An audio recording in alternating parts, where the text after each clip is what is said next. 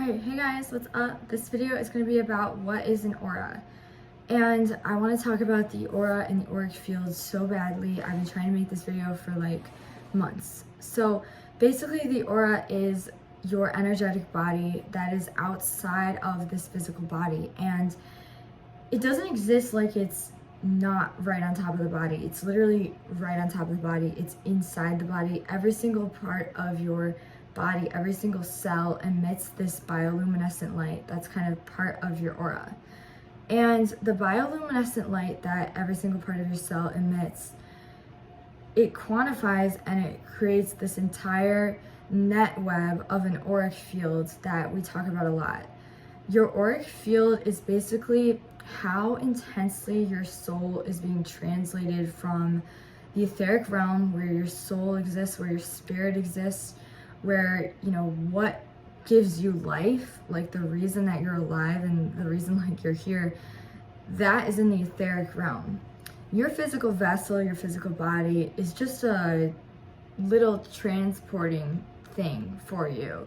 So basically, just like how, you know, this is the worst example ever, but there's a lip gloss inside of this lip gloss holder. And the lip gloss is a metaphor basically for your soul, and the lip gloss holder is a metaphor for your body. The lip gloss is your soul, and it doesn't necessarily need the holder, but it does to exist on the physical realm, because everything that's on the physical realm, it needs something that holds it, so that we can interact and see it and display with it.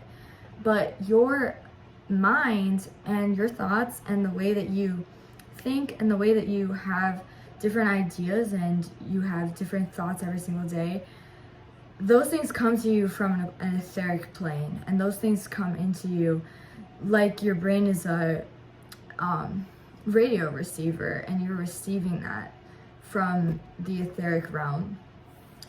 And those thoughts exist on the same plane that your aura and your auric field exist onto. So let's have some negative thoughts right now. Like, let's say, oh my gosh, I hate, you know, I hate the color red. I just hate the color red. Oh my gosh, I hate the color red. When you're having that negative thought, you're actually creating it to be a reality in the etheric realm. You're creating an actual thought form that's creating that as a reality in the etheric realm. And that's something that will come to you, and it will become true because you are giving it life via the amount that you're putting thoughts into it.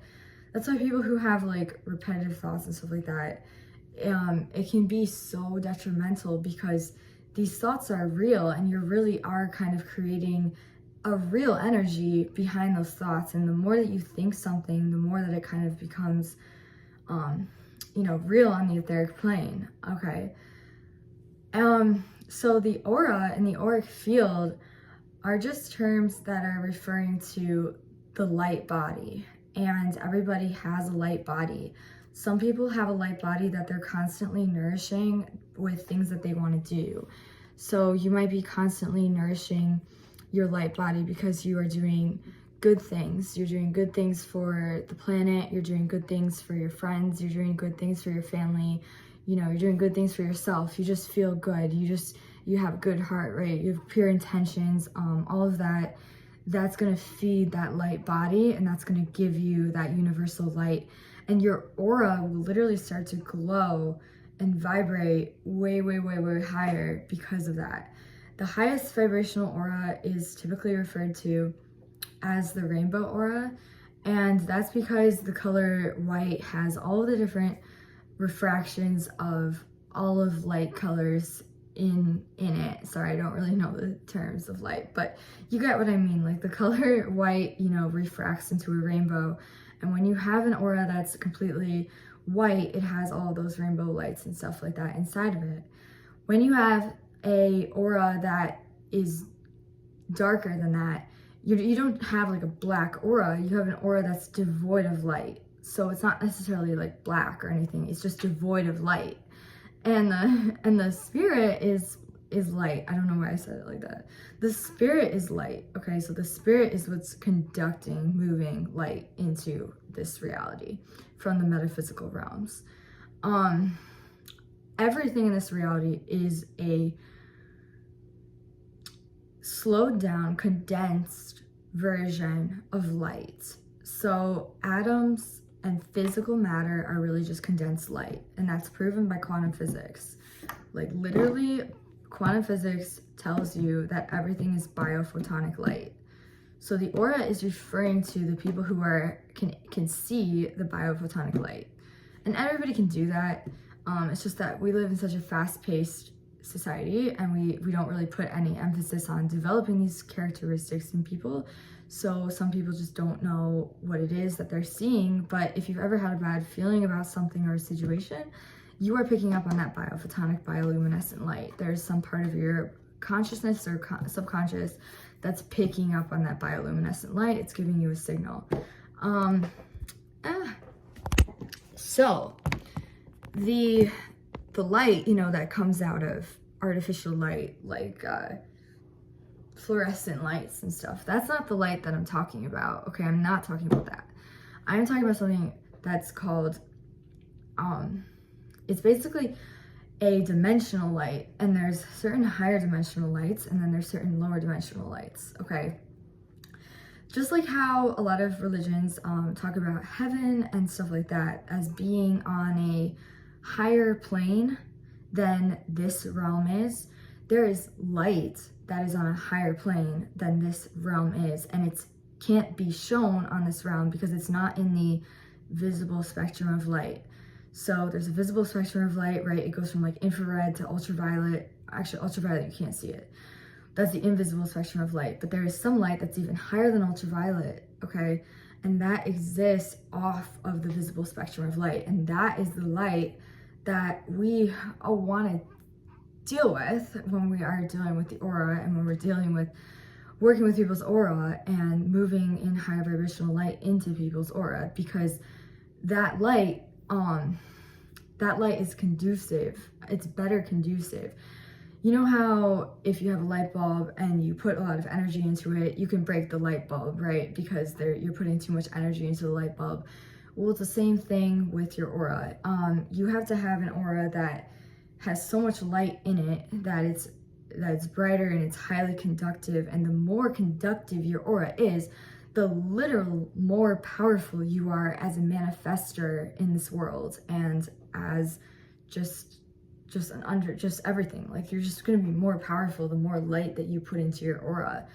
You might even develop clairvoyant ability and things like that, because you are additionally adding in light, and you're basically, you know, you're powering a car more, you're adding more horsepower. And that is how I can explain the significance of reading your aura and making sure that every day it's high vibrational and you're cleansing it. Because when, you know, it's so funny because people will freak out if they have a pimple or if they have like dirt on their body, right? And they'll freak out and they'll be like, I need to take a shower. But if somebody just got done doing something really awful and now their auric field and light energy is moving away from them because of, you know, high vibrational light can't stay in the presence of darkness, you know, it doesn't enjoy that. These are polarities. If that happens and that person's aura is being drained, the people don't freak out and say, I need to cleanse this, you know? Nobody is walking around every day like, oh, I need to cleanse my aura. Well, definitely there are people who do that, but it's not as ubiquitous as you would think. And it has the same effects though on us. So we need to be cleansing our aura, because even if you go to like the grocery store, and even if you're just walking around the grocery store, like you're just getting groceries, and you make eye contact with a few people, you're gonna pick up parts of their aura, like their auric field, their bioluminescent light, it can pick up onto you. Like you'll pick up those energies, okay? And so you got to cleanse that because of the fact that you just exist here, and you're just, you know, we're just here.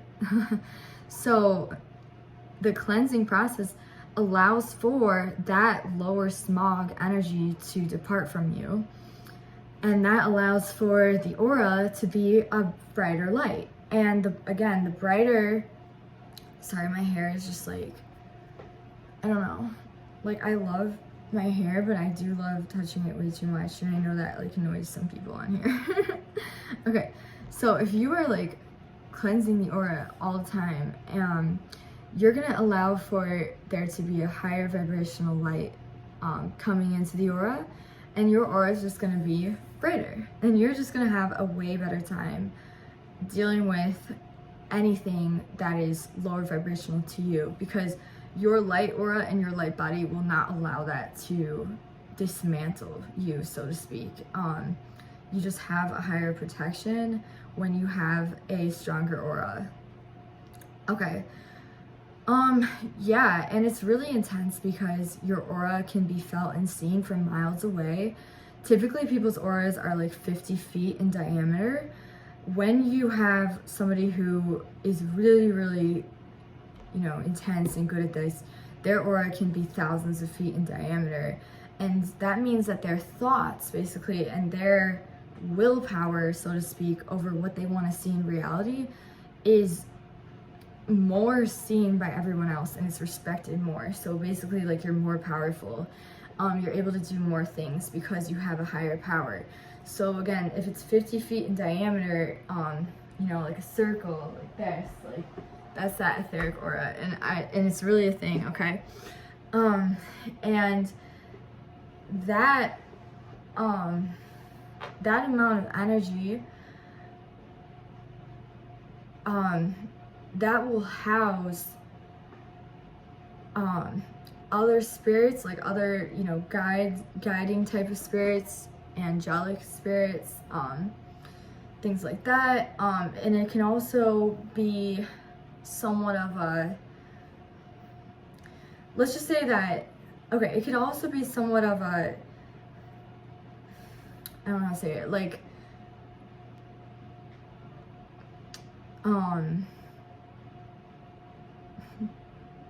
I just totally blinked out.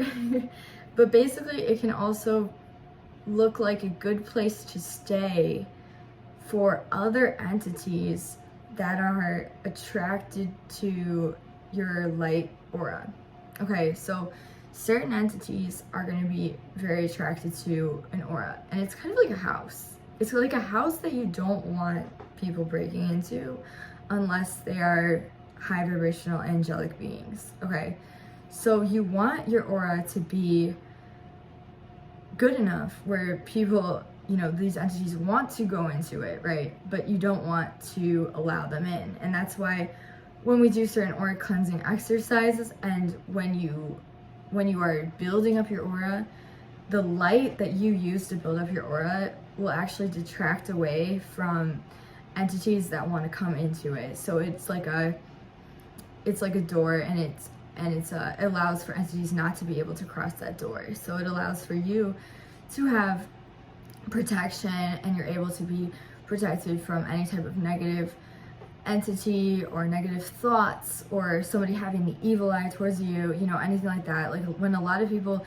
have negative thoughts towards you, people with clairvoyant ability or a high aura are able to hear that in the etheric realm, and they can sense that, okay? And there's a lot of different things that you can do to help that, but it is like an attack almost if that type of thing happens. And there are a lot of entity that want to attack. And if anybody who's ever had a nightmare, you know, everybody, okay, so like basically everyone has probably had a nightmare, and then of course they've had their parents say to them it wasn't real, and you know, the entity that you saw, the monster, it wasn't real, and everything's okay, right? So of course, like, that's only really half true, because when you dream, you are actually existing in some place that's semi-real. It's called the astral realm, which has its roots in Latin. It basically means like astra, like star, and it's called the celestial realm. So the celestial realm is 100% real, and the celestial realm does house things, and you know, astrology, things like that, like everything like that does have a pull onto your life, because we are kind of like light beings, and we also exist in this astral realm. Like, when you dream, you are going to another place. You're not just going into your bed and having a large hallucination. Oftentimes you are going into another place like an astral realm. And when you have a nightmare, you're actually interacting with a possible entity that's kind of trying to drain your soul energy via fear, and that's draining you via fear. And you know, that's what happens. Like, the spiritual realm is real and there are spirits on it, okay? But if you have a very high vibrational aura and you have some type of thing that's trying to drain you of your aura, your energy, or, you know, or you go through a bad experience in life, like maybe you lose your job or something, that won't have as much of an effect on you if you have a strong aura, because you'll be able to like bounce back from that faster, because your aura is filled with the things that deflect negative energy and negative emotion, okay? So that's basically what I want to express here today. And you know, oh, another thing is the emotional body and the mental body are very important too, because they're parts of the auric body. So you're gonna have like a lot of experiences in life, and that's all kind of recorded into these emotional bodies, these mental bodies, and these etheric bodies. And your subconscious deals with all of that. So when I talk about subliminals and working with subliminals, it is so important to start to cleanse the aura, because all of these things exist in that same space that the subliminal is kind of trying to work with and go into. So that's why, like, yeah, I know that you can manifest if you have bad life circumstance. Like, I never said that you can't. However, if you want, like, if when you're manifesting, your goal really should be to eliminate the depression, the anxiety, the negative mental states that you might have, as well as, you know, getting that car or whatever. Because remember that, you know, material things aren't worth nearly as much as these etheric spiritual things, even though in society it's set up to confuse and to kind of pervert that. However, at the end of the day, I promise you that a clean aura and a high spirit that, you know, because when your aura is dim and dull, it also is an indication for illness and health issues and things like that. And when someone's dying, their aura, like, it will dim out, and then the aura leaves with the body, like, you know. So that aura will leave and dim out of the soul and the body, and that will leave. So it's important that you're not a walking dead person, you know, that you actually are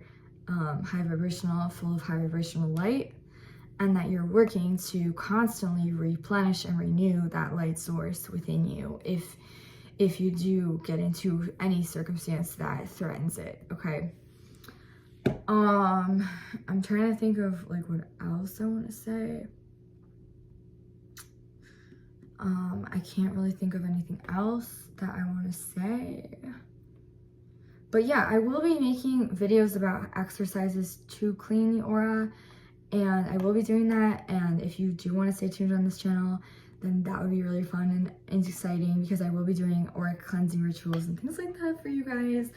And I can't really think of anything else to say other than, like, please take this information and continue to research it, because I know